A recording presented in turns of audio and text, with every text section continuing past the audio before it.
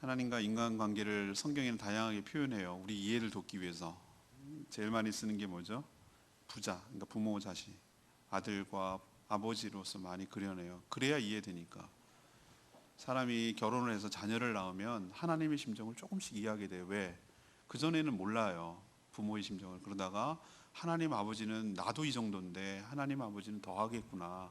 이런 것을 자녀를 키우면서 깨닫게 되기 때문에 인간 이해를 돕기 위해서 하나님이 아버지시고 너희가 자녀라는 것을 이렇게 비유로 많이 표현해요. 때로는 부부로 표현하는 것도 있어요. 부부의 밀접함과 친밀함. 아가서는 그걸 잘 표현하고 있는 거예요. 그리고 가장 많이 또 표현되는 것이 바로 오늘 목자와 양으로서 비유를 많이 해요.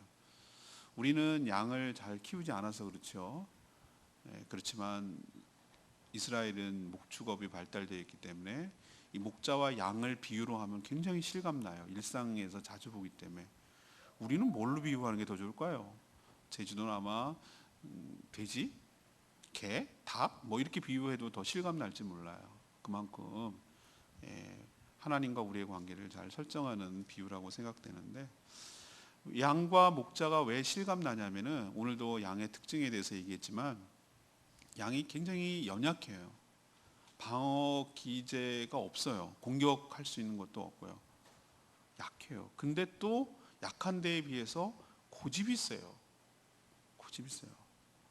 그러니까 안 좋은 것들은 다 갖고 있어요. 그래서 인간의 모습을 가장 많이 닮은, 어쩌면 고집은 센데 자기 스스로는 지켜낼 수 있는 능력이 없는, 역설적으로 그렇기 때문에 왜 아까 안 멸종 안 당했지?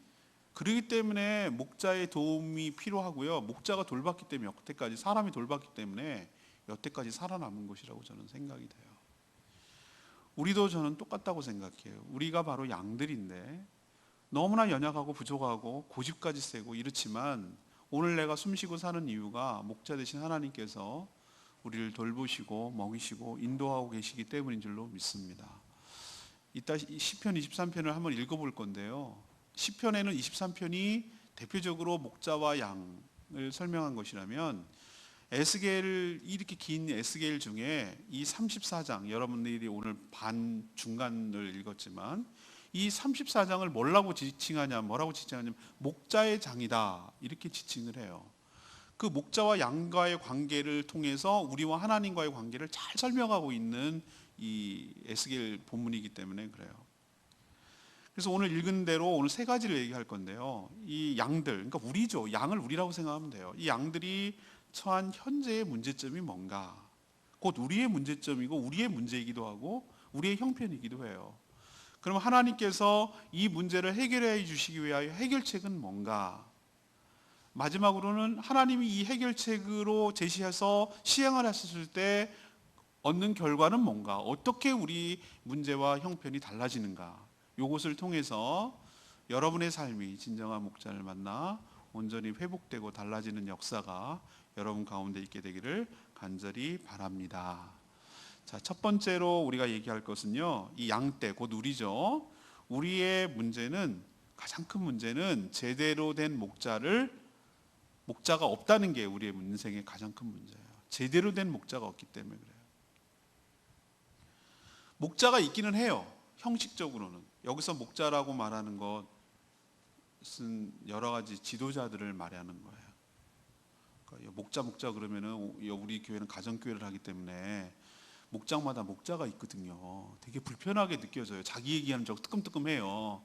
그렇기 때문에 여러분 여기서 목자라는 것은 목장의 목자만 얘기하는 게 아니고 우리가 생각하고 있는 일반적인 정치적인, 경제적인 또는 사회적인 어른이 없는 거예요. 인도하는 자가 없는 거예요. 종교적인, 신앙적인 지도자가 없는 것을 목자라고 합시다. 목자가 있긴 있어요, 겉으로는.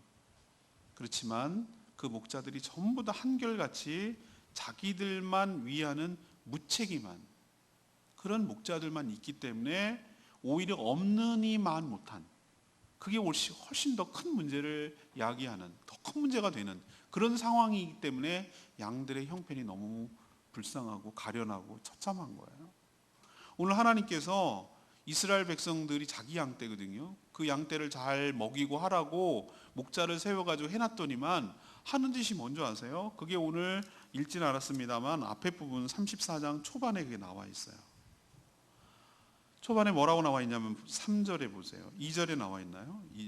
2절부터 쭉 나오는데 자기만 먹는 이스라엘 목자들은 화 있을진저, 화가 나셨어요. 하나님께서 목자들이 양떼를 먹이는 것이 마땅하지 않냐? 이걸 얘기하는 거예요. 하나님께서 목자가 양떼를 잘 먹여야 되는 게 마땅하지 않냐? 그래야 되는 거 아니냐? 그러라고 너 세우는 거 아니냐? 라고 하나님께서 지금 얘기하는 거예요. 그런데 현실은 어떻다는 거죠? 3절에 살찐 양을 잡아먹고 기름을 먹고 그 털을 입는 거예요. 털을 해가지고 옷 입는 거예요. 여러분 양모가 얼마나 고급지고 비싼데요. 요즘도 그렇잖아요. 그죠? 예. 이거 볼륨을 내려주세요. PC 볼륨 내리세요. 그런데 먹기는 먹고 돌보지는 않는 거예요. 4절에 보니까 뭐라고 나와 있어요? 연약한 자를 강하게 안 하고, 그러니까 양들 중에서 연약한 양이 있잖아요. 그러면 더 세심하게 돌봐야 되는데 그렇지 않고, 병든 양이 있으면 고쳐야 되잖아요. 싸매주고 약 바르고 붕대 감고 이게 뭐라고 하죠? 부목 대고 그래서 뼈 부러진 거 이렇게 대줘야 되잖아요. 그거 고치지 않았어요. 상한 거 싸매주지 않고 쫓기는 자를 안전하게 우리로 돌아오게 하지 않고 또 잃어버린 양 새 가지고 찾아내지 않고 이거 안 했어요. 그러니까 한마디로 말해서 뭐죠? 돌보지 않았어요. 5절에 보면 목자가 없어서, 목자가 있긴 하죠. 근데 방치를 해버리는 거죠. 그러니까 어떤 일이 벌어졌습니까? 양들이 흩어져서 모든 들짐승들이 뭐가 됐다고요? 밥이 되었어요. 양들이 다 흩어져가지고 유리방황하고 있는데 온 지면에 흩어졌는데 그것을 찾고 구하는 자가 한 명도 없는 상황. 들짐승들의 밥이 되어서 처참하게 죽어가는 상황이 지금 양들의 상황이에요. 이 모든 것들이 뭐죠? 목자는 있는데 목자다운 목자가 없기 때문에 그 책임과 직무를 다하지 못했기 때문에 일어나는 현상이에요. 이게 하나님이 화가 나고 개탄스러운 거예요. 이건 우리를 두고 이 사회를 두고 하는 말이에요. 목자가 있죠. 지도자가 있어요. 저도 지도자이기 때문에 자유롭지 못해요. 정치, 경제 지도자가 있어요. 근데 백성들과 국민들을 위하고 그런 지도자가 드물어요. 자기의 이익을 위해서 살아가는 것 때문에 고통받고 죽어가는 것은 백성들이란 말이죠. 그걸 하나님께서 분노하고 지적하고 있는 거예요. 자, 그랬더니 그럼 양들이 자기네들끼리 어떻게 하는 줄 아세요? 이게 더 기가 막힌데 뚝 떨어져서 17절에 와보세요. 하나님께서 뭐라 그러냐면 양떼 너희여, 양떼요. 목자가 그러고 있는데 양떼는 어떻게 하고 있을까? 17절에 양과 양 사이, 순양과 순양소 사이를 심판하노라. 양떼들 가운데도 하나님이 뭐 하는 거예요? 심판한다는 거예요. 하나님이 그거를 뭐 하겠다는 거예요? 그 양들이 충돌하는 것을 심판하겠다는 거예요. 양들이 어쨌길래요? 18절에 나오죠. 너희가 좋은 꼴을 먹는 것을 작은 일로 여기느냐? 이 얘기는 당연하게 여기느냐? 니네가 뭐 잘나서 그런 줄 아느냐? 니네가 얻는 것이 니네가 똑똑하고 네가 그래서 그런 줄 아냐? 그것도 감사할 줄 모르고 자기만 먹는 것이 아니에요. 자기 다 먹고 나서 남은 꼴이라면 자기가 배불리 먹었어요. 힘센 양을 지금 두고 뭐라고 하시는 거예요? 남았어요. 그냥 남은 꼴을 놔두면 나머지는 먹잖아요. 나머지 사람들도 먹잖아요. 나머지 양들도 먹잖아요. 근데 그걸 못 먹게 발로 막 밟는 거예요. 못 됐죠? 그 양들이, 힘센 양들이 그렇게 하는 거예요. 그럼 자기만 먹고 배부르면 좀 남겨놓고 다른 양도 먹게 해야 되는데 다른 양을 못 먹게 하는 거예요. 꼴만 그러냐? 물도 그랬어요. 맑은 물을 치껏 자기가 마셔놓고서 그럼 어떻게 하는 거예요? 그럼 그냥 가면은 나머지 양들과 나머지 들짐승들도 이렇게 먹잖아요. 근데 꼭 못 됐어요. 뿔난 그 양처럼 희집어 놓고 가는 거예요. 발로 막 탕물 쳐가지고 다른 짐승들이 못 먹게 만들고 가는 거예요. 그 뭔 말인지 아시겠죠? 이 은유가 못 먹는 거 막 찔러보는 거예요. 이런 식이에요. 그래서 하나님께서 오늘 뭐라고 얘기합니까? 20절에 살찐 양과 파리한 양 사이에서 심판하리라. 파리한 양, 이 파리한 양, 요즘 형용사를 많이 이걸 안 써요. 파리한 양은 자꾸 프랑스 파리 생각하는데, 파리한 양은 빼짝 마른 양 이렇게 설명한 게 우리가 더 실감 나는데, 그죠? 슬림한 양 그러면 우리 확 들어올 텐데, 파리한 양, 살찐 양. 여기서도 제가 그랬잖아요. 살찐 게 죄라고. 살찌면 죄야. 여기서도 보면 살찐 게 큰 문제야. 보니까 살찐 양을 하나님 심판하신다고. 근데 이거는 은유예요. 비유예요. 살쪘다는 얘기 뭐죠? 힘센 거. 양들 사이에도 목자가 이제 그러고 있으니, 그럼 양들이 어때 있는지를 보는 거예요. 목자 없는 양들이 어떤 일이 벌어지고 있는지 하나님이 지금 지적하는 거예요. 목자도 목자 나름대로 하나님께서 책망하세요. 근데 양들은 무조건 다 죄가 없냐? 그거 아니에요. 목자가 없으니까 이런 일이 벌어지고 있는 걸 보여주는 건데, 힘센 양이 힘없는 양을 누르고 꼴과 먹이와 또 물과 좋은 것들을, 이건 상징이에요. 다 좋은 것들을 독차지하고 남 못 먹게 만들고 해집어 놓고 방해하고 이런 못된 짓을 하고 있는 일이 벌어져서 하나님이 그 살찐 양에 대해서 가만두지 않는다. 이걸 뭐라고 합니까? 사자성어로 약육강식. 이걸 정글의 법칙이라고 그러잖아요. 정글의 세계를 만들었어요. 정글은 어떤 거죠? 힘센 놈이, 먹이사슬의 정점에 있는 놈이 밑에 있는 걸 다 잡아먹는 거예요. 여기에 인간 사이에 어떤 이 사회의 공의도 없고 정의도 없어요. 힘이 정의야. 힘이 정의야. 고통당하는 건 누굽니까? 양들이 고통을 당해요. 힘 없는 양이 더 고통을 당해요. 어떤 보호도 받지 못해요. 이 지경이 된 게 왜 이런 일이 벌어진 거죠? 이 사회가 왜 이렇게 이 지경이 됐습니까? 그거는 참 목자, 제대로 된 목자가 일단 없기 때문에 그러는 거예요. 그리고 제대로 된 목자를 경험해 보지 못했어, 양들이. 그러니까 자기 지도자라고 내세운 사람들 보면 한결같이 자기들을 위한 자는 없어. 늘 자기를 이용만 하고 자기를 털어내고 자기를 압박하고 잡아먹고 이렇게 하니까, 목자라 그러면은, 지도자라 그러면은 양들이 어떤 생각을 딱 갖냐면 이런 생각을 하는 거야. 나쁜 사람, 피할 사람, 도둑놈, 강도 같은 사람. 목자가 그렇게 대명사가 바뀌어져 버렸어요. 그러면 양들은 자기 살궁리 하려고 어떻게 하는 거죠? 목자를 피해서 다닐 수밖에 없어요. 왜? 나를 잡아먹으니까. 그러니까 자기가 이제 목자가 되는 수밖에 없어요. 양이자 곧 자기가 목자가 되는 거예요. 누구도 믿을 수 없다라고 생각을 하고 자기 스스로 자기 인생을 구축하고 살아가려다 보니 이렇게 어디로 가야 될지도 모르겠고, 자기는 힘도 세지 못하고 맨날 더 큰 잘못 만나면 잡아먹히고, 제대로 된 꼴도 못 먹고 제대로 된 물도 못 먹고, 그러니 더 병약해질 수밖에 없고, 이리저리 슬피 울며 늘 공포에 휩싸여서 걱정과 불안 속에서 유리방황하면서 떠돌이 인생을 살아가는 인생이 바로 우리란 말이죠. 이게 우리가 처한 현실이에요. 근데 우리의 문제는 뭔지 아십니까? 이렇게 오랜 세월이 지나다 보니까 어떤 생각을 갖게 되냐면은, 목자란 필요 없어. 목자란 게 다 그렇지 뭐 라고 생각하고, 목자 자체를 싫어하고 부인하고 목자를 찾으려고도 하지 않고, 그런 목자는 아예 없다라고 생각을 하고 자기 스스로 인생을 살아가려고 하고, 더 힘없는 양을 누르고 압제해서 그것을 빼앗아서 사는 것이 인생이라고 생각을 하고 이 사회라고 생각하는, 살찐 양으로 다 전락해서 살아가는 이 사회가 된 것이 지금 우리가 사한 형편이고 문제고, 그게 바로 우리의 모습이라 이거예요. 여기서 핵심적인 문제는 뭡니까? 목자가 없기 때문에 그래요. 목자가 어떤 목자? 선한 목자, 참된 목자가 없어요.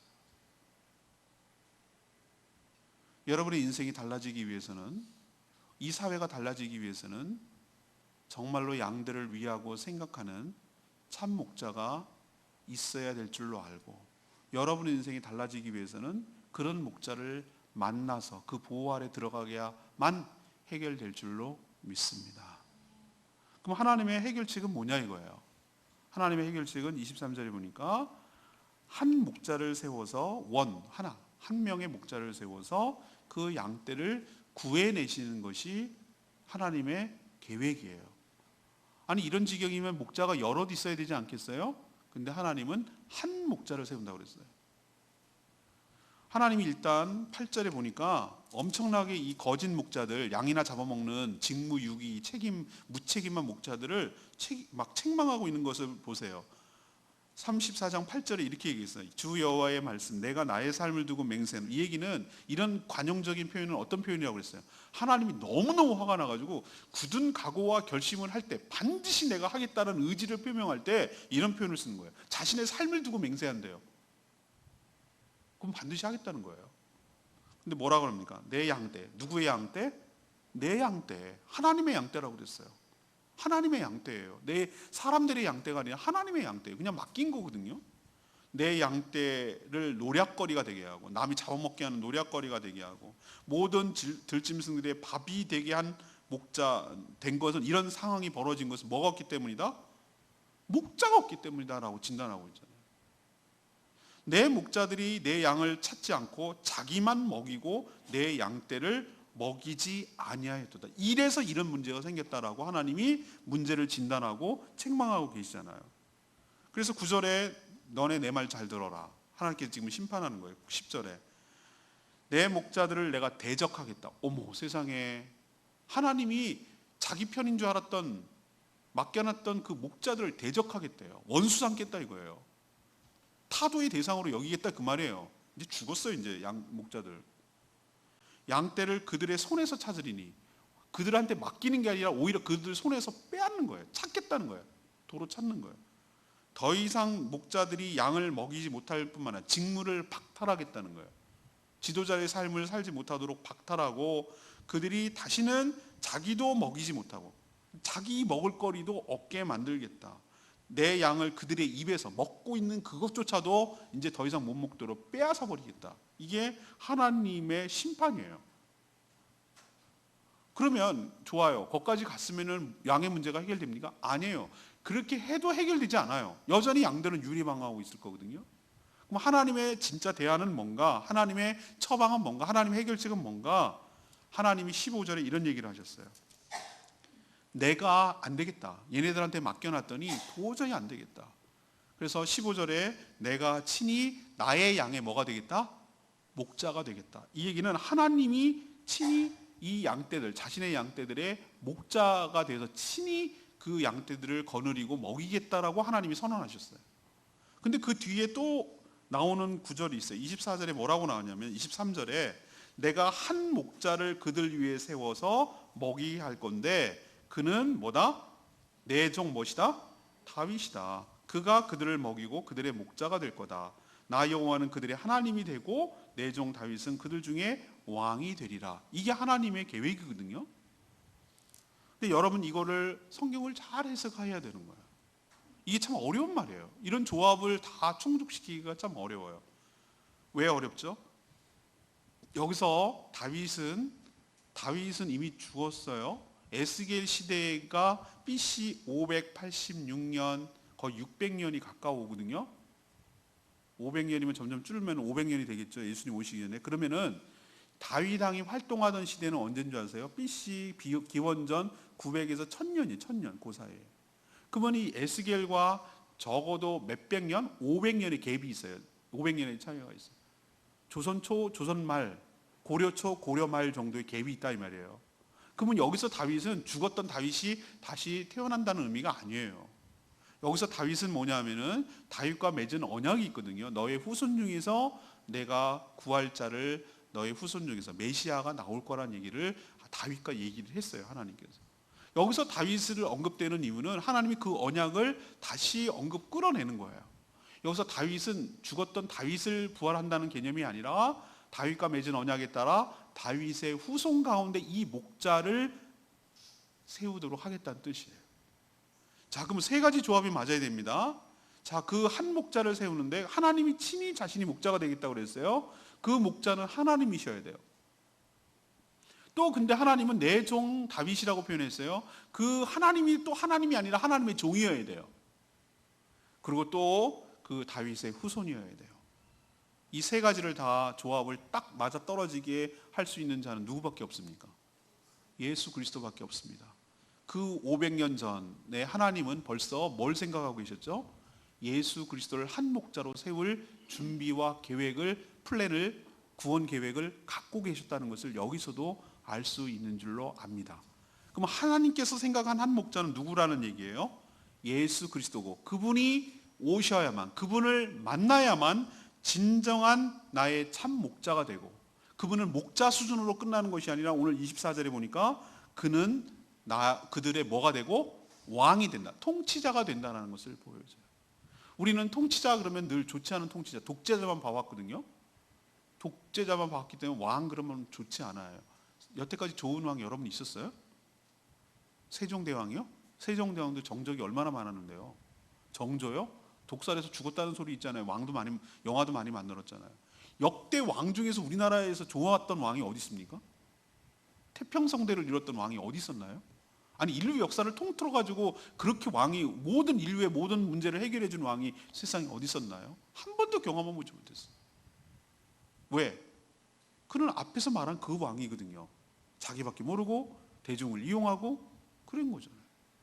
근데 이 땅에 예수 그리스도가 오셔서 그분이 우리의 목자가 되어 주시고, 뿐만 아니라 그분이 왕, 통치자가 되어 주실 때만이 우리 인간들, 양떼들이 처한 여러 가지 문제의 근원적인 문제들이 다 해소되고 해결될 줄로 믿습니다.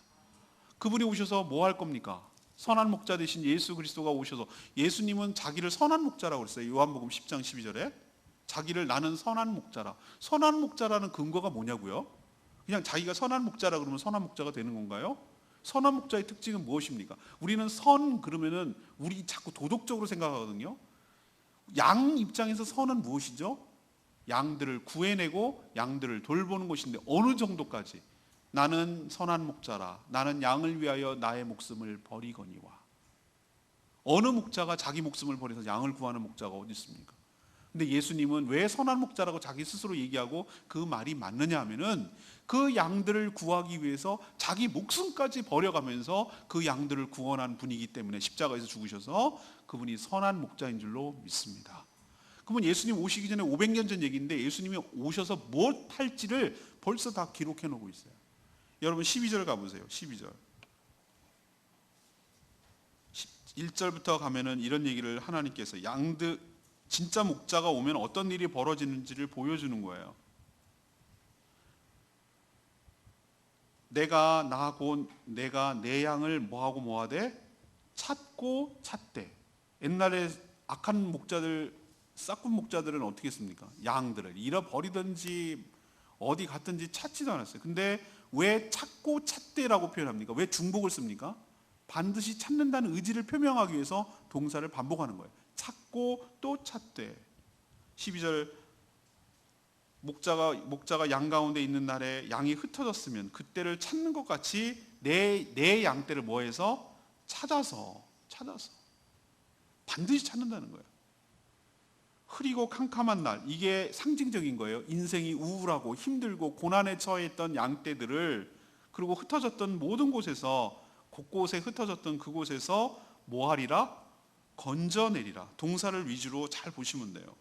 양들을 찾아내고 또 찾아내고, 반드시 찾아내고, 우울하게 지내고 암울하게 지내고 흩어져 있던 그것들을 다 모아서 뭐 하리라? 건져내리라. 구원이에요, 구원. 그리고 그걸로 끝나는 게 아니에요. 13절에 가면 뭐 합니까?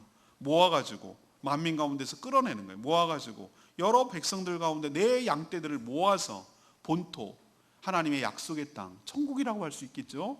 하나님의 나라로 데리고 가는 거예요. 인도에 가는 거예요. 여기까지 인도에 가는 거예요. 천국으로 인도에 가는 거예요. 그 양떼들을 그냥 구해내는 걸로, 모아놓는 걸로 끝이 않고 모아가지고 자기가 친히 끌고 어디로 가냐? 하나님의 약속의 땅 본토로 인도하여 주실 줄로 믿습니다. 거기 가서 그냥 뭐 합니까? 갖다 놓습니까? 아니요. 이스라엘 산 위에와 시냇가와 그 모든 거주지에서 먹이되. 산 위에는 안전하게 높은 곳이라는 거예요. 들짐승들이 침범하지 못하는 곳을 산 위라고 표현하고 있고, 시냇가는 물이 흐르는 곳이에요. 먹을 물을 마실 수 있는 곳. 그 땅의 모든 거주지에서 하나님께서 먹이되, 그냥 먹이는 게 아니라 허접한 거 먹이는 것이 아니라 14절에 좋은 꼴로 최상의 것으로 뭐 하는 거예요? 먹이고, 들짐승들이 침범하지, 늑대들이나 이 곰들이 침범하지 못하도록 높은 산에 두는 게 뭐죠? 함부로 들어오지 못하도록, 침범하지 못하도록 안전하게 두리니.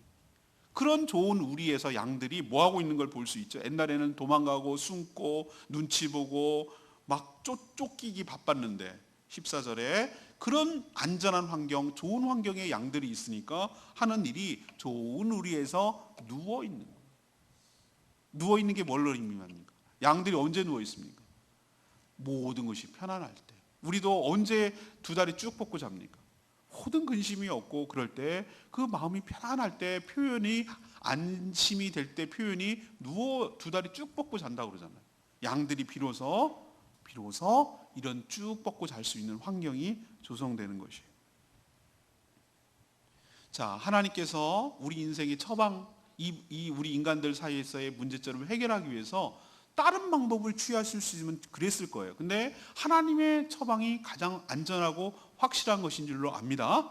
그것은 바로 한 목자를, 예수 그리스도를 이 땅에 보내주셔서 그 목자의 영향 아래, 그 목자의 인도함을 받고 그 목자를 만날 때만이 내 인생에서 회복이 일어나고 축복이 일어나게 될 줄로 믿습니다.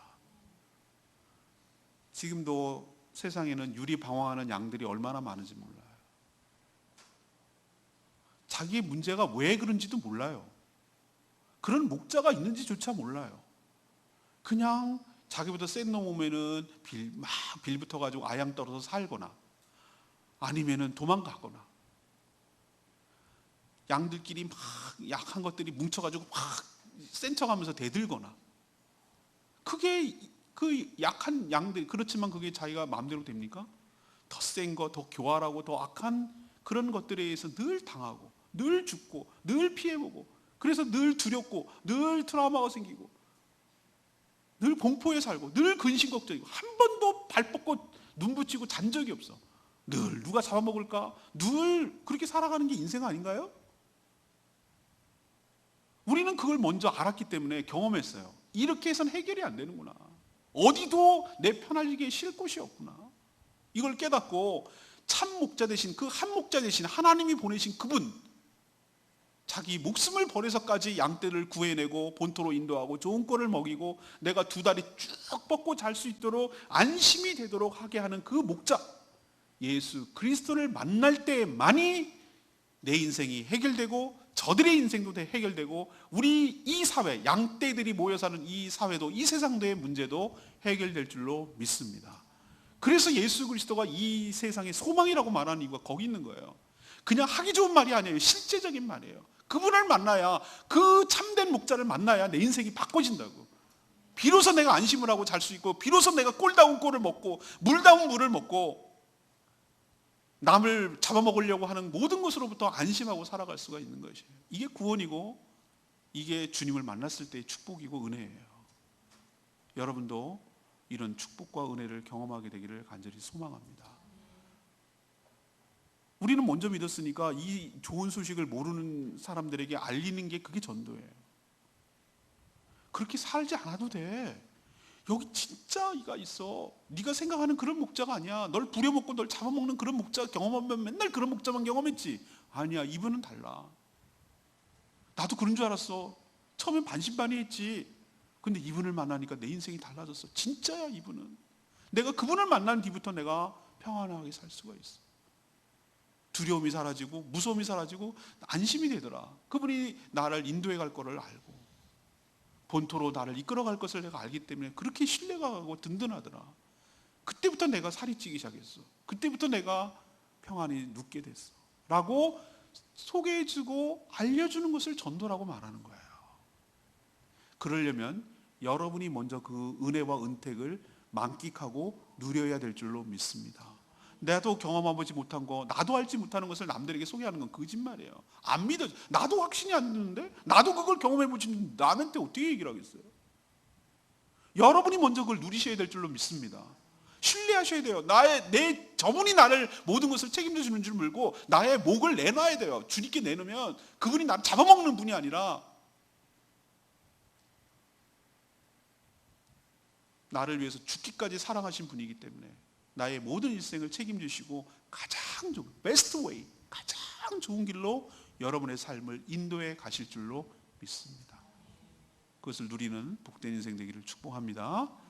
마지막으로 그분을 만났을 때 어떤 일이 벌어지는가? 하나님은 양떼와 언약을 맺고 그 양떼를 축복하시는 것으로 해피엔딩으로 끝나요. 16절에 보니까 그 잃어버린 자를 내가 찾으며 쫓기는 자를 내가 돌아오게 하며 상한 자를 내가 싸매주며 병든 자를 내가 강하게 하려니와 살찐 자와 강한 자는 내가 없애고 정의대로 그것들을 먹이리라. 하나님께서 구원하고 심판하셔서 그렇게 하겠다는 의지를 지금 불살르고 있어요. 그러면 이것이 정말로 계속되고 지속되고 효력이 발생하리라고 어떻게 믿어요? 상황과 조건 따라 달라지면 어떡하죠? 그래서 하나님은 언약을 세운 거예요. 언약. 여러분은 언약이라고 그러면 제가 설명이 좀 표현력이 부족하고 해서 이 언약의 소중함과 귀중함과 의미를 잘 100% 전달하지 못할 때가 있는데, 하나 예를 내가 들을게요. 조금 설명을 이해해드리기 위해서. 노아 홍수 때 사람들이 다 안 믿었잖아요. 노아만 믿고 노아의 가족만 방주를 만들어서 구원했잖아요. 실제가 일어났어요. 안 믿다가. 근데 하나님께서 다 물에 빠져서 죽는 것을 보고 보시기에 하나님 쾌가 아싸 쟤 죽었어 꼴깍꼴깍하고 10초 만에 죽었어, 이건 1시 만에 버티다 죽었어. 하나님 즐기시는 분입니까? 하나님 그런 분으로 보이십니까? 하나님도 마음이 무척 아팠을 거예요. 자기가 창조한 피조물들이 죽어가는 걸 뭘 기뻐하겠어요? 어떤 작가가 자기 작품이 훼손되는 것을 기뻐하는 작가가 어디 있겠어요? 자식 같은 작품이. 저도 사진을 찍지만 사진을 아무나 함부로 주지 않는 것은 저거 하다가 어디 천덕꾸러기처럼 취급당하다가 어디 쓰레기통에 처박힐 걸 생각하는 사람은 절대 안 줘요. 저는 나 같거든요. 내 분신 같거든요. 고맙게 여기고 귀하게 여기고 잘 걸어두고 애지중지하고 그거 쳐다보면 나 생각할 것 같은 그런 사람한테 주지 않겠어요? 인간도 이 정도인데 하나님이 그걸 물에 빠져서 죽는 걸 지켜보고 좋아할 하나님이 어디 있겠냐? 하나님 몰라도 너무 모르는 거죠. 하나님이 심판하실 수밖에 없지만 죄악의 관영에서 목구멍까지 찼다고 그랬어. 우리도 밥 먹을 때 요까지 찼어 라고 말하는데 목까지 찼다고 그랬어요. 하나님이 그 죄악이 노아 시대 때. 하나님 전혀 생각하지 않고 살아가는 악한 시대예요. 장가가고 시집가고 사고 팔고 그게 경제가 활성화된 거 아니에요? 근데 거기 어디도 그 누구도 하나님을 의식하고 살아간다는 게 없어요. 거기에 물로 심판했는데 그 얘기 하려는 게 아니라 물로 심판한 다음에 뭘로 보여주셨습니까? 마르게 한 다음에 무지개를 보여주셨어요. 지난주일날 태풍 오고 나서 우리 민주 집사님이 막 집에 가다가 쌍무지개, 그것도 원형으로 이렇게 됐다고 막 좋아서 사진 막. 왜 사람들이 무지개를 좋아합니까? 그게 빛이 물방울로 비쳤기 때문에 퍼지거든요. 가시광선이 물방울이 프리즘 역할을 하기 때문에 쫙 퍼져나온 것이 과학적으로 다 알아요. 이제는 초등학교 다니면 다 알아요. 그런데 왜 무지개가 그런 의미입니까? 과학적으로 어떻게 현상이 일어나는 거고 그렇게 설명하는 사람이 없어요. 그냥 무지개가 그냥 좋은 거지. 그게 하나님이 창세기에 나온 언약과 관계이기 때문에 그래요. 하나님이 뭐라고 했냐면은 하나님이 내가 다시는 너희들을 물로 멸망하지 않겠다라는 것을 이 언약을 세워야 되겠는데 그걸 무지개 언약이라고 그러거든요. 언약을 세워야 되겠는데 언약이 무슨 계약이거든요. 근데 얘네들이 어떻게 믿어 그거를? 하나 말로 해놓고 맨날 지네끼리 쏟고 속이고 인간들 계약은 항상 그래왔으니까 하나님도 그럴 줄 알고 그럼 하나님이 말하는 것을 믿어줘야 되는데 어떻게 믿어? 그래서 비온 후에 무지개를 띄워서 하나님이 그렇게 말했어요. 내가 무지개를 볼 때 그 했던 언약을 기억해서 그 했던 언약이 뭡니까? 다시는 물로 인간을 멸망하지 않겠다는 언약을 기억해서 그대로 시행하겠다고 하나님이 자기 입으로 얘기를 했어요. 이렇게 말하는 이유는 하나님이 그 말을 해야 지키는 분입니까? 아니요. 그 언약을 받아들여야 되는 인간의 이해와 신뢰를 위해서 그 말을 한 거예요. 너희들 무지개를 쳐다볼 때마다 하나님께서 물론은 심판하지 않겠다라는 것을 안심해라 라는 것을 깨닫게 해주려고 그렇게 해준 거예요. 근데 이 말이 무서운 말이에요. 물론은 아니지만 다른 방법으로는 심판하겠다는 얘기예요. 그게 무지개가 그렇게 우리의 신뢰와 안심을 시키기 위해서 주는 게 언약이라면 오늘 어디에 나왔냐면은 몇 절에 나오는지 아세요? 25절에 나와요. 화평의 언약이라고 있어요. 화평의 언약. 화평의 언약이 뭐죠? 왜 언약인데 화평의 언약이라고 그래요? 무지개의 언약도 있듯이. 화평의 언약이 뭐냐면은 서로 사이가 좋지 않아서 서로 으르렁거려서 서로 불편해서 하나님이 심판을 내릴 수밖에 없는 그런 관계가 아니라 서로 관계가 좋아서 샬롬이죠. 샬롬. 관계가 좋아서 화평해서 이런 혜택을 누릴 수 있도록 내가 조약을 만들게, 내가 언약을 만들게, 내가 계약을 할게 라는 의미로 화평의 언약이라고 부르는 거예요. 하나님은 자기 스스로 그 언약에 매이게 하기 위해서, 그 언약을 지키게 하기 위해서, 그 약속을 지키기 위해서, 우리는 아니라고 말입니다. 하나님께서 먼저 제안을 하셔서 이 화평의 언약을 맺으셔서, 이 언약을 맺은 이유는 상황과 조건과 뭐에 따라 바뀌지 않고 하나님은 반드시 이대로 행하시겠다는, 스스로 자기를 걸고 자기를 올가매고 자기를 제한해버리는 약속을 스스로 하는 거예요. 왜? 자기가 한 말에 대해서 책임을 지셔야 되니까. 우리 입장에서 보면 굉장히 땡큐예요. 우리 입장에서 보면 너무 감사하고 안심이 되는 이유는 뭐냐면은, 우리처럼 요래저래 이렇게 바뀔 뿐이 아니라 이 언약대로, 이 계약대로, 이 조건대로 반드시 할 거라는 것 때문에 안심이 되는 거예요. 이 말 이해하시겠습니까? 이게 언약의 의미예요. 하나님은 왔다 갔다 하는 분이 아니라는 거예요. 그러면 이제 컨텐츠가 중요해요. 언약이란 게 뭔가, 그들은 나의 하나님이 되고 나는 그들의, 이 31절에 뭐예요? 보세요. 양은 내 초장의 양이야. 여기서 양이 이제 사람이라는 걸 밝히죠. 커밍아웃해요. 이건 비유라는 걸 알렸어요. 너희는 사람이요, 나는 너희의 뭐다? 하나님이다. 너희는 나의 사람이 되고 나는 너희 하나님이. 언약의 핵심 조항은 항상 보면은 관계 언약이에요. 관계 언약에서 가장 우리가 일상적으로 인간 사회에서 가장 많이 드러나는 것이 결혼, 혼인 서약이에요. 혼인 서약. 남남, 서로 모르던 남남이 여러 조합이 이루어질 수 있어요. 부부가 누가 될지 어떻게 알아? 결혼식장에 들어가도 남남이 될 가능성이 높은데. 그런데 수없는 조합과 가능성이 있었어요. 남녀라는 게, 이성이라는 게. 그렇다가 딱 둘이 만나서 결혼하기로 했어요. 그러면은 둘이 이 관계를 얽어매고 둘이 관계를 지속하게 하고 관계를 설정하게 하는 것이 혼인서약이에요. 앞에 있는 배우자만 유일한 배우자로 알고 신의와 정제로 온전히 지키고 한평생 살겠느냐라고 묻잖아요. 여기도 묻고 그렇게 함으로써 서약을 하게 하고, 하나님과 여러 하객들과 증인들 앞에서 서약하게 하고 그 언약대로 살도록 관계를 묶어주는 작업을 하는 거예요. 우리 인간이, 그것도 많이 어기지만 인간이 하는 언약이기 때문에. 그런 것처럼 하나님과 우리 사이의 관계를 설정하는 것이 언약인 줄로 믿습니다. 그분이 나의 하나님이 되고 나는 그의 백성이 되고 그 관계, 특수관계를 만들어내는 것을 언약의 핵심이라고 할 수 있어요. 그 관계 때문에 우리에게 하나님께서, 그 관계이기 때문에, 하나님이기 때문에, 나의 하나님이기 때문에, 그분이 나의 목자이기 때문에 그 목자로서 책임과 의무를 다 이행하는 줄로 믿습니다. 뭐에 따라서? 관계에 근거해서. 왜 내 아내에게 내가 생활비를 주고 왜 그렇게 합니까? 내가 남편으로서 그렇게 같이 사는 것으로 책임을 져야 될 의무가 있기 때문에. 지금 생각하니까 난 첫 번째부터 빼앗겼던 것 같아요. 첫 사례금을 받아왔어요. 그때는 봉투로 넣어줬어요. 옛날 사람이죠, 그죠? 봉투에 넣어줬어요. 현금을. 그래서 갖고 왔는데 막 내가 자랑했잖아요. 으쓱으쓱. 남자들은 좀 그런 게 있어요. 허세 같은 게 있어요. 가져왔더니 잠깐 갖고 와보래. 그래서 줬죠. 그랬더니 그 뒤로 지금까지 단 한 번도 나는 만져보지 못해. 근데 왜 내가 맨날 하는 고음은 내가 부리고 왜 자기는 수금해? 내가 농담 삼아 그러는데 그건 농담이고 그게 나쁩니까? 저는 남편으로서, 가장으로서 책임을 다하는 거예요. 아내는 왜 나를 위해서 다림질해주고 음식 해주고 이렇게 합니까? 아내로서 나를 돕고 사용할 수 있도록 최선을 다해서 돕는 거예요.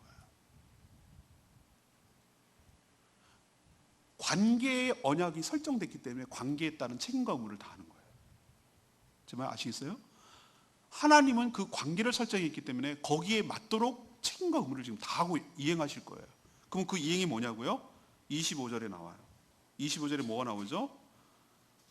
악한 짐승을 그 땅에서 그치게 하리니. 그러니까 우리를 괴롭히고 우리를 못 살게 하고 우리를 위협하는 모든 것들, 악한 짐승은 그런 의미예요. 사단, 마귀, 권세들, 귀신들, 이것들을 다 쫓아내고 그치게 하고, 우리가 빈들, 아무것도 없는 들처럼 보이지만 전에는 무서워서 잠도 못 잤지만 평안히 거하며 숲을 가운데 자도 아무것도 잡아먹을 게 없도록 하겠다. 이건 뭘 주취하는 겁니까? 안전. 꿀잠 아시죠? 꿀잠? 이거는 뭐냐면 안전을 보장하는 거예요. 우리도 잠을 못 자는 이유가 뭡니까? 무슨 도둑이 오거나 강도가 온다고 생각하면 잠을 잘 수가 있겠습니까? 저는 모기만 왱왱거려도 잠을 못 자. 아니, 성격이 그래요. 모기만 왱왱거린다는 게 딱 감지가 됐다. 그러면 불 켜고 반드시 시체를 봐야 돼. 지옥을 경험하게 해줘야 돼. 내 피를 빨아먹은 것에 대한 모기채를 잡아가지고 지지지지지 하는 거를 확인해야 마음 편안하게 잠이 오는 사람. 근데 못 잡았다. 어디 있는지 모르겠다. 그러면 잠복 근무를 해. 불을 끄고 자는 척해요. 1시간 동안 있으면 결국 오거든요, 입으로. 그러면 불을 켜고 반드시 잡아요. 여러분, 내가 안정이 보장 안 되면 잠을 못 자요. 모기 한 마리도 그 정도인데 나를 위협하고 내 생명을 위협하고 내 가족을 위협하고 내 집을 위협한다라고 생각하는 것이 있다고 생각하면 어떻게 평안히 잘 수가 있겠어요? 근데 오늘 여기 보면 뭐예요? 꿀잠을 자게 만든다는 얘기는 하나님이 나의 언약에 따라서 계약이 체결되면, 화평의 언약이 체결되면 내가 평안히 잘 수 있도록, 안심이 되어서 살아갈 수 있도록, 두 다리 쭉 뻗고 잘 수 있도록 나의 삶을, 안정을 보장하여 주실 줄로 믿습니다. 이게 바로 목자가 왔을 때 일어나는 일이에요. 또는 26절에 보면은 내가 그들에게 복을 내리는데 내 산 사방에 복을 내리되 때를 따라 소낙비를 내려 복된 소낙비를 내리다. 여기서의 비는 복을 상징하는 것이에요. 사방에 내린대요. 소낙비가 내린, 조금 찔끔찔끔 오는 게 아니라 소낙비. 우리 제주도는 비가 너무 많이 와서 비가 복처럼 안 다가올 때가 있어요. 근데 몇 년 전에 제주도도 가뭄 들어가고 난리가 났어요. 이틀 격일로 급수하고 뭐 난리가 났은 적이 있어요. 비 안 누리면 여기는 대책이 없어. 어디서 끌어올 데가 없어요. 비가 오는 게 축복인 줄 압니다. 비도 엄청나게 자원이거든요. 그게 있어야 우리가 식수가 공급되는 거예요. 우리 너무 흔해서 지금 문제지만 비가 없는 게 얼마나. 제가 얘기했잖아요. 쇼생크 탄출의 영화에서 보니까 딱 나왔는데 막 비가 오는 거예요. 비 오면 막 도망가기도 더 어렵잖아요. 근데 그 주인공이 막 이러는 거예요. 비 맞으면서. 난 그게 막 카타르시스가 난 느껴지더라고. 그동안에 막 억눌렸고 그동안에 막 묶여있고 억울하게 당하고 감옥에 살고 있었던 것이 탈출해가지고 비로소 자유를 누리고 막 이렇게 하는 것이 비가 오는 게 난 그렇게 느껴지더라고. 비는 하나님의 축복을 상징합니다. 하나님은 충분히 사방에, 여러분의 삶의 곳곳에, 오늘 사방이라고 그랬잖아요. 내 산 사방에. 그리고 조금 요거 갖고 좀 목 좀 적셔, 입 좀 적셔, 이게 아니라 소낙비처럼 충만하게. 목자를 만나면, 언약이 체결되면 여러분의 삶을 그렇게 축복하여 주실 줄로 믿습니다. 27절에 또 뭐라고 그랬어요? 너희 나무에 멍에를 꺾어버리고 그 밭에 나무가 열매를 많이 맺고 소산을 내리니. 이건 뭐죠? 내가 먹을 거리가 생긴다 얘기예요. 더 이상 너를 묶어매던 어깨에 매이던 멍에를 꺾어버리고 다시는 종으로 삼은 자들을 끌려서 종살이하지 않도록 할 것이고 너의 소산에 나무에 충만한 열매가 생겨서 너희 삶을 책임져 줄 것이다. 풍성하게 먹을 거를 약속해 주고 있잖아요. 27절에 또 압제로부터 해방시켜 줄 것이고 28절에 뭐예요? 더 이상 너희가 노략거리가 되고 잡아먹히지 않고 평안히 거주하며 너희를 놀래게 할 자가 없게 하겠다. 평안히 거주하는 축복을 우리에게 주신 줄 압니다. 29절에 또 뭐가 옵니까? 너희를 위하여 파종할 좋은 땅, 너희들의 기업, 너희들의 생업을 일으켜 줄 것이고 다시는 그 땅에 기근 같은 것이 멸망하지 않으니, 기근 때문에 멸망하지 않고 다른 나라들이 너를 수치스럽게, 다른 나라로부터 너희가 조롱과 수치를 당하지 않도록 너희의 자존감을 세워주고 그렇게 하겠다고 하나님께서 약속하여 주시는 줄로 압니다. 이게 뭐 때문에 오는 겁니까? 잘 목자를 제대로 만나서 그 목자 때문에 하나님과의 화평의 언약을 체결했기 때문에, 그 맺고 있기 때문에, 관계를 맺고 있기 때문에 이 모든 축복이 우리 삶 가운데 들어오는 줄로 믿습니다. 이처럼 하나님이 나의 목자가 되시면 내 모든 삶을 책임져 주시고, 이건 한 번으로 끝날 것이 아니라 계속 영원토록 그 관계가 유효하며 그 혜택이 지속될 줄로 믿습니다. 오늘 아까 내가 약속한 대로 시편 23편을 찾아보세요. 시편 여러분이 잘 아시는 대로 워낙 유명한, 한번 이때쯤 읽었으면 좋겠어요. 818쪽에 있습니다. 시편 23편 구약 818쪽 다 찾으셨어요? 시편 23편 818쪽. 자, 하나님이 나의 목자시라는 것을 내 입으로 내 고백이 되도록 그런 마음을 가지고 이 성경 구절을 천천히 함께 읽었으면 좋겠어요. 준비됐나요? 여러분의 고백이 되기를 원합니다. 함께 읽겠습니다. 시작. 여호와는 나의 목자시니 내게 부족함이 없으리로다. 그가 나를 푸른 풀밭에 누이시며 쉴 만한 물가로 인도하시는도다. 내 영혼을 소생시키시고 자기 이름을 위하여 의의 길로 인도하시는도다. 내가 사망의 음침한 골짜기로 다닐지라도 해를 두려워하지 않을 것은 주께서 나와 함께 하심이라. 주의 지팡이와 막대기가 나를 안위하시나이다. 주께서 내 원수의 목전에서 내게 상을 차려 주시고 기름을 내 머리에 부으셨으니 내 잔이 넘치나이다. 내 평생의 선하심과 인자하심이 반드시 나를 따르리니 내가 여호와의 집에 영원히 살리로다. 아멘입니까? 이것은 다윗이 목자잖아요. 그래서 하나님이 나의 목자라는 걸 더 실감해요. 자기가 목자를 해봤거든요. 그래서 이 고백이 나오는데 너무 하나님과 우리의 관계를 적절하게 설명한 명작 중의 명시잖아요. 통틀어서 인류 역사상 가장 멋진 시 같아요. 이 고백이 다윗의 고백으로 그치면 안 돼요. 이 고백이 진심으로 여러분의 고백이 되기를 간절히 원합니다. 자, 말씀을 맺겠습니다. 지금 이 세상에서 벌어지고 있고 이 땅의 어려움과 아픔에 되는 원인이 뭐죠? 제대로 된 선한 목자, 참 목자가 없기 때문에 그래요. 저는 여러분들에게, 저는 제 정치적인 견해도 있고 제 생각도 있지만 제가 얘기하지 않은 이유는, 그리고 하나 부탁을 드리고 싶은 것은 사람에게 너무 과도하게 기대하지 마세요. 그리고 너무 한 사람에게 목매거나 실망하지 마세요. 우리 역대 쭉 대통령이 왔다고 그래서 누가 우리를 다 충족시켜 줬습니까? 우리의 모든 문제를 해결해 준 분이 누가 있나요? 정권만 바뀌고 하면 막 세상이 달라질 것 같고 편안할 것 같은데 그게 사단이 주는 환상 아닌가요? 저는 그냥 미안한 얘기지만 도찐 객긴 건데 거기서 거기에요.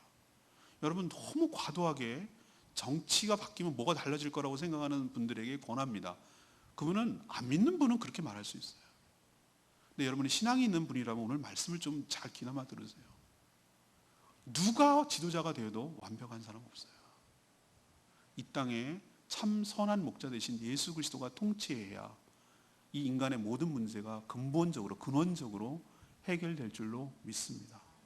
이 세상에 일어나고 있는 모든 문제의 근원은 제대로 목자가 없어서가 아니라 제대로 된 목자가 없어서, 못 만나서 그러는 거예요. 못 만나. 그래서 두 번째 여러분에게 권면해 드리는 것은, 여러분의 개인 인생도 그렇고 이 땅에, 이 사회에서 일어나는 일도 그렇고 그 문제에 해결하는 참 목자가 없었는데, 참 목자가 누군지도 제대로 몰라서인데 유일한 목자, 하나님이 예언하신 그 목자는 예수 그리스도밖에 없어요. 그분이 우리 인류의, 인간의, 나의 유일한 참된 선한 목자신 줄로 믿습니다. 그분을 만나야 내 인생이 달라진다고. 그분을 만나야 이 세상이 바뀐다고요. 제가 대학생 다닐 때 전두환 대통령이 할 때 이 세상을 바꾸고 싶었어요. 저도. 소위 지금 386, 지금 586이 됐죠. 제가 그 세대예요. 딱 그 세대. 이 세상을 바꾸는 게 그때 모든 꿈이고 소망이었어요. 근데 제가 왜 복음에 헌신하고 목사로 헌신한 줄 아십니까? 그렇게 해서 인간이 안 바뀌어요. 그래서 이 세상이 안 바뀐다고요. 제도가 바뀌고 미 제국주의가 철수하고 그러면 바뀔 것 같냐고. 안 바뀌어요. 남북이 통일되면 바뀔 것 같아요? 안 바뀌어요. 인간이 안 바뀌니까. 죄인이 안 바뀌니까. 그래서 제가 내린 결론이 뭔지 아십니까? 그럼 어떻게 하냐, 대안이 뭐냐 이거예요. 그래서 제가 복음에 헌신했어요. 복음만이, 예수 그리스도를 만나야만 인간이 바뀐다고. 한 사람이 바뀌면 이 세상이 바뀌는 거예요. 이 세상을 바꾸기 위해서는 한 사람을 바꿔내야 돼요. 복음만이 사람을 바꾸더라고. 그래서 제가 여기에 헌신한 거예요. 여러분, 제발 환상 갖지 마세요. 정치제도, 사상 안 바뀌어요. 사람 안 바뀐다고. 이 세상 안 바뀐다고. 그게 사단이 주는 심리예요. 환상이라고. 예수 그리스도가 이 땅을 통치해야 됩니다. 그분을 만나야 돼요.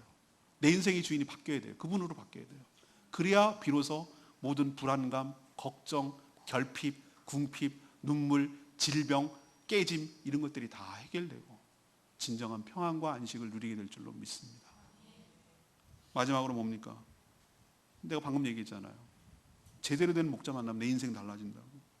그분이 나의 모든 삶을 책임져 주시는 분인 줄로 믿습니다. 여호와는 나의 목자시니 내가 부족함이 없으리로다. 이 고백이 여러분의 고백이 되기를 간절히 축복합니다. 오늘 말씀 붙들고 기도하기 전에